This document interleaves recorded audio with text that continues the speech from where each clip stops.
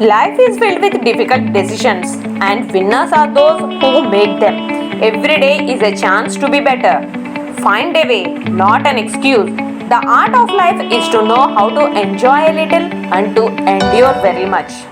अपनी माँ विनता को दास्यता से विमुक्त कराने अमृत लाने देवलोक जाने वाले गरुड़ को देवताओं ने देखा। वाल्कीली ऋषि का आशीर्वाद पाने वाले गरुड़ का सामना करना मुश्किल समझकर इंद्रदेव ने अमृत के रक्षकों को सावधान कर बताया कि गरुड़ अमृत के लिए आ रहा है। गरुड़ ने वहां पहुंचकर अमृत के रक्षकों पर प्रहार किया।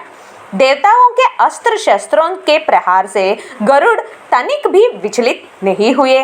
जब गरुड़ अमृत कलश के पास पहुंचे तो उसके पास उसकी रक्षा करने एक लोहे की चक्र निरंतर घूम रही थी, जिसकी धार तीखी थी और जिसमें सहस्रों अस्त्र लगे हुए थे।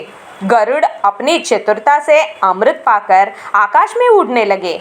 उन्हें स्वयं अमृत पीने की इच्छा ना होना महाविष्णु ने जानकर खुश होकर गरुड़ के सामने प्रकट होकर गरुड़ को ध्वज में रखने, उनके वाहन बनने और बिना अमृत पिए अजर अमर होने का वर दिया।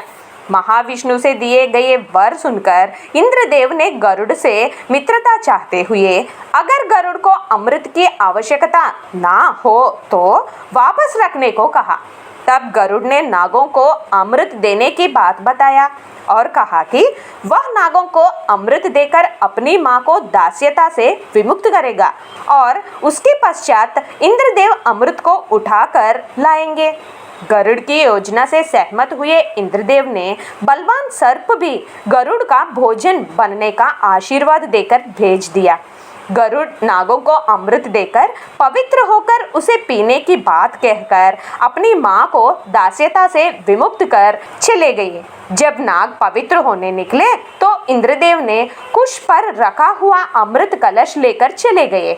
वापस आए नागों ने अमृत कलश अदृश्य होना देखकर समझ गए कि विनता को दासी बनाने के लिए जो कपट किया था उसी का यह फल है।